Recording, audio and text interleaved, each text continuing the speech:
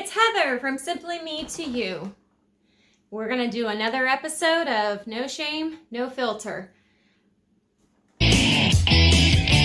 Still 2 followers, but you want to know something? I'm going to keep going.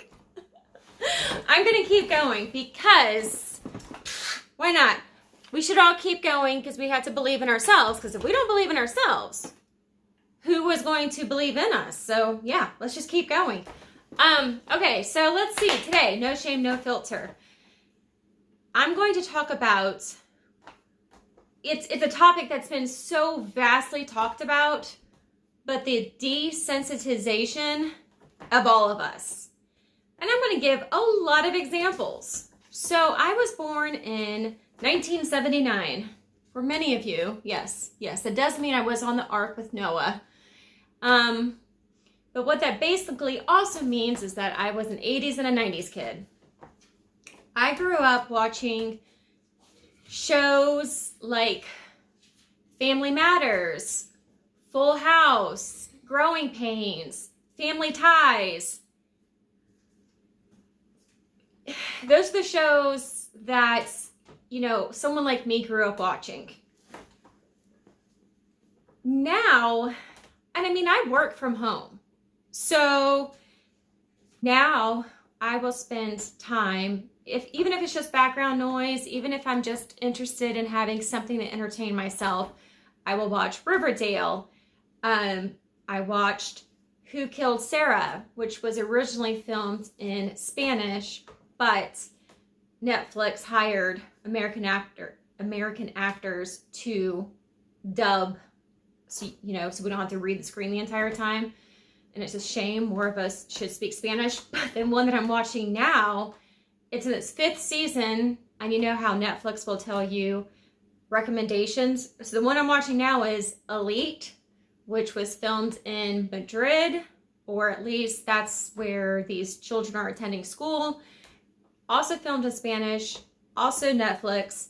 They've also hired American actors to dub over this, so that we don't have to read the screen. Okay.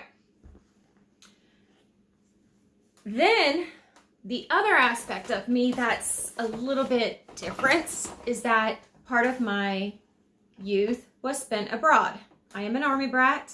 I was born in Germany. My dad served in the military. My mom served in the military. That's where they met. So I'm an Army brat. So there was a big portion of my childhood where we grew up in Europe.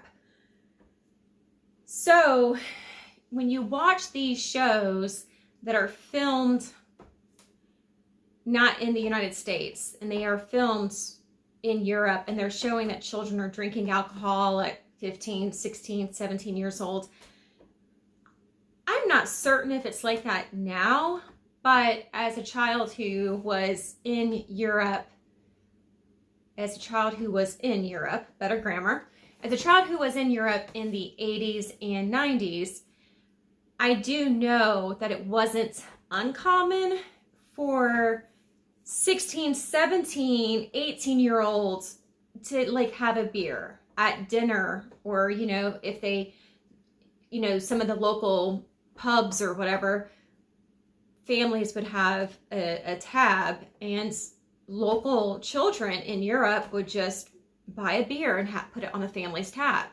I did see that. Now, you have to remember, I moved back to the United States in 94. So I'm not, I do not know if they've changed those rules. So let's talk about the differences in the desensitization of, quite honestly, pretty much all of us. I think that we all need to hold some accountability to ourselves. We really do.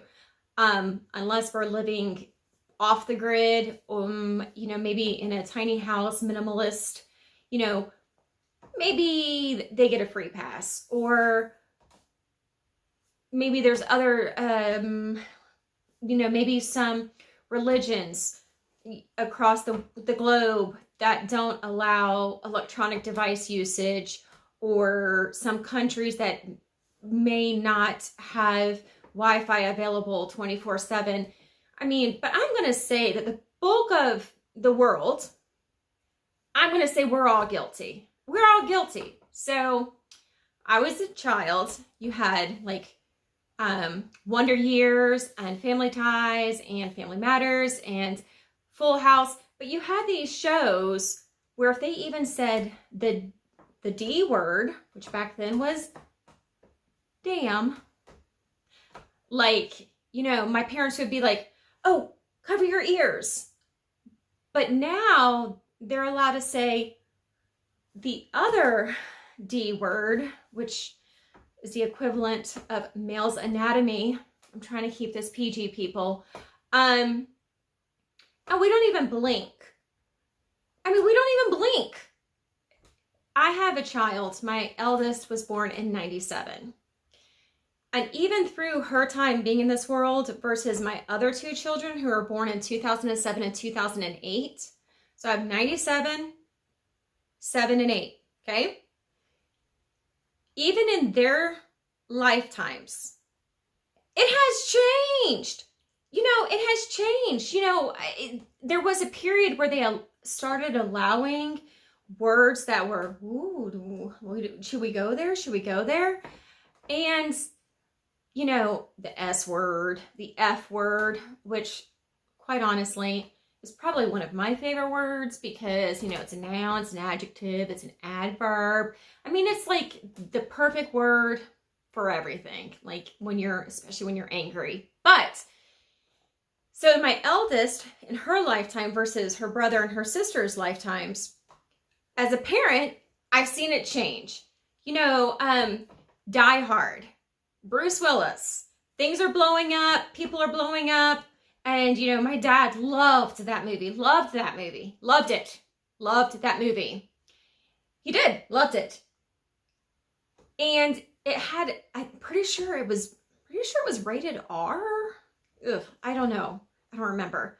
But there was a lot of violence, and I'm pretty sure there was like some blood and stuff, and like an elevator shaft and balcony in a business building. You know what? It's been several years since I've seen it. But now you have quickly at the disposal of anyone everything. Underage drinking, underage intimacy, whether it's consensual or not. But it's all available, all out there. You can be, if you have access to anything electronic, there are obviously safety measures in place where you can put parental safeties on your children's electronics. But really, hey, I'm all about this. I really am. But really, I'm pretty sure that my kids are smarter than I am when it comes to all of this. So, like,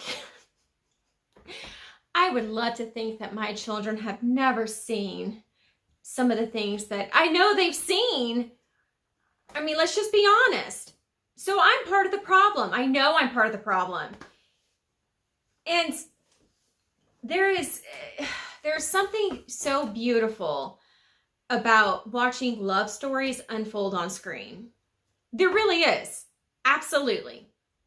I remember when this show, Will and Grace, originally came out, and it was a show that was ahead of its time because it was having two of the main characters that were gay. And I know it was ahead of its time, but see, those are the things that I think that we should have been focused on a whole lot sooner.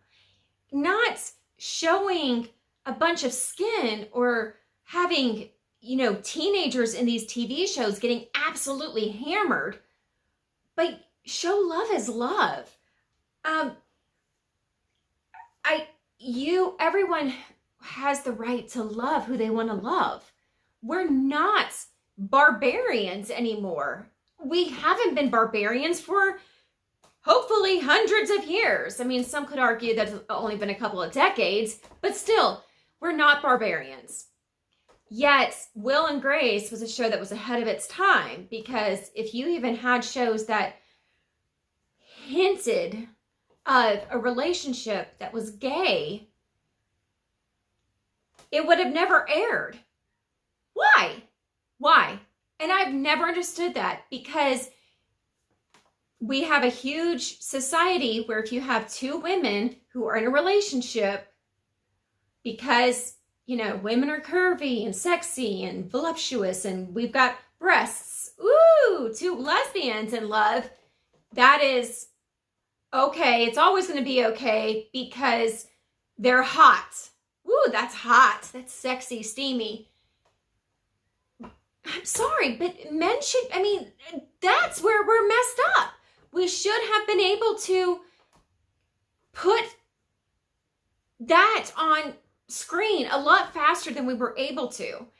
And, you know, I'm watching the show Elite, and there are two men in this TV show. And yes, it's a drama, and it's, oh my goodness, this is soap opera, and goodness, it is, it's trash TV, probably. I'm sure a lot of people, but there's like this, it's Ander and Omar.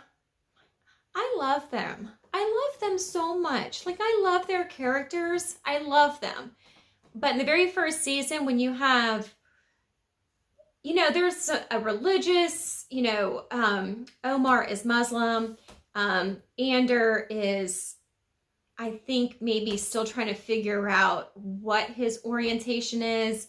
And so there's like these scenes where you have this bad boy, and then you have this, you know, child who's wealthy, and he's plays tennis, and he's, oh yeah, so you have both sides, but you have both sides represented. You know, you have poor, you have poor, he's Muslim, he is this bad boy, he does sell drugs. So that's okay. So you have that represented over here. And then of course you have Ander, who is young and attractive and comes from a wealthy family, and he attends this private school. And it's like the world is at the grasp of his fingertips. And as they're trying to figure out their relationship, like there was a couple of scenes in the first season, I was like, they're going to beat the crap out of each other. And I'm glad that they didn't, because that to me would have been doing both of those characters an absolute just massive injustice. But you have these TV shows or TikToks or movies, and you know, how many interviews have you seen where Scarlett Johansson or Brie Larson, they're talking about the cuts and the design of their costumes in Marvel movies versus the cut and the design of their costumes that the males play. And we all know that attractive, young sex sells. You know, how many studies have been done where you put a child in front of a book of just people's faces, and you just keep flipping the pages, and the child will smile or giggle over the more attractive faces. I mean, there's been so many studies done about all of this. But I don't know what that says about all of us. What does that say about us? I mean, seriously, what does that say about any of us?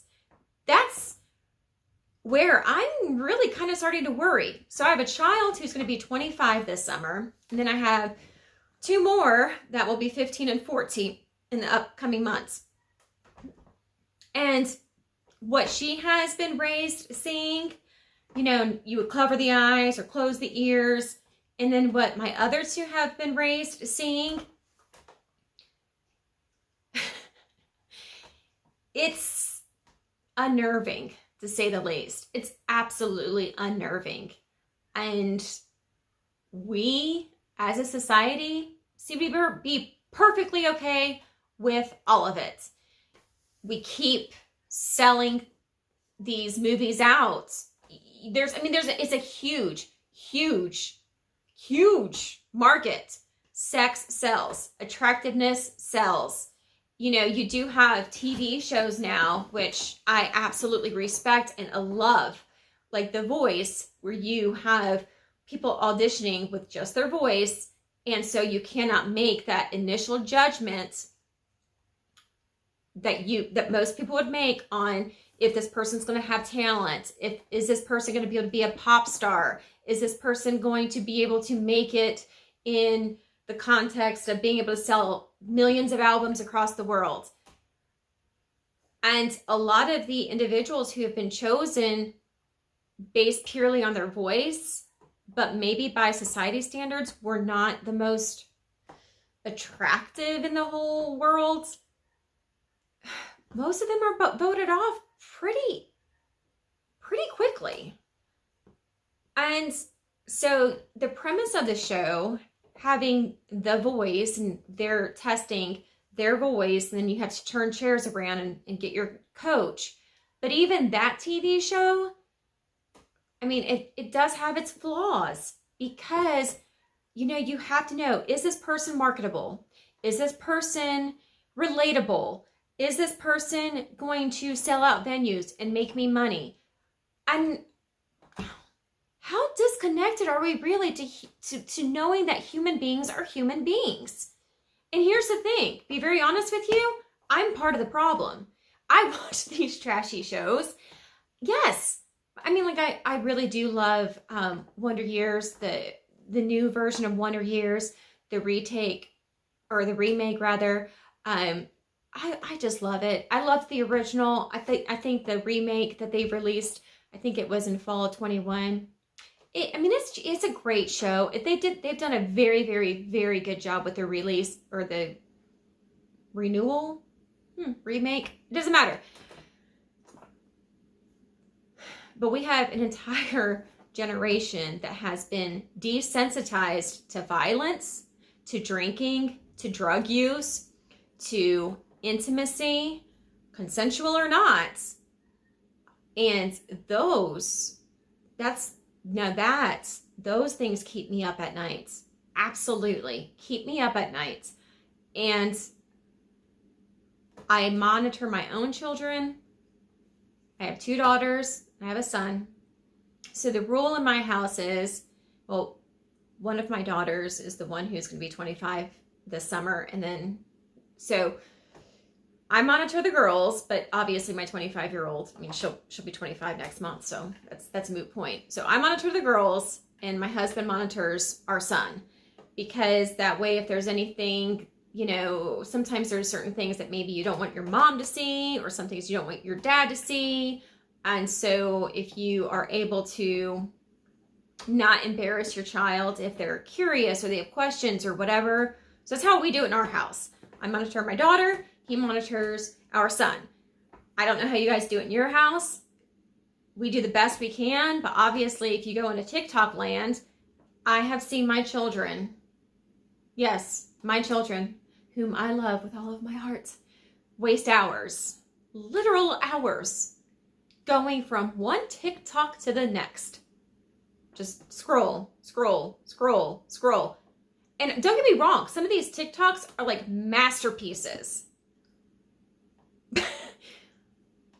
But they're missing out on the important things in life. Or at least I think they are. I mean, do your kids go outside and play? Like, my son plays baseball, and my daughter does run cross country. And we have 3 dogs. And so we do try to, you know, get outside. And, you know, we live in Tennessee, so we hike. We try to hike a lot as a family. I digress. I apologize. But do kids play outside anymore? I'm going to tell you no. The reason why I'm going to tell you no is because parks are not built anymore. When I was a child, we had parks in neighborhoods, and everybody would go hang out at the park in that neighborhood.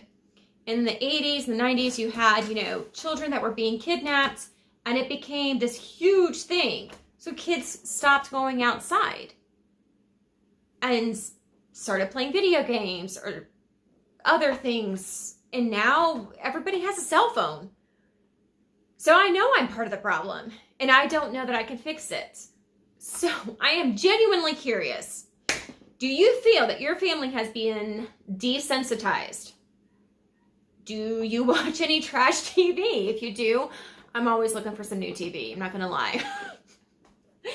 Oh, wait, but when I do watch those TV shows that I've mentioned, I don't watch them with my kids because there is so much like adult content in that. Whew. Oh my goodness. It's like you're watching an adult film.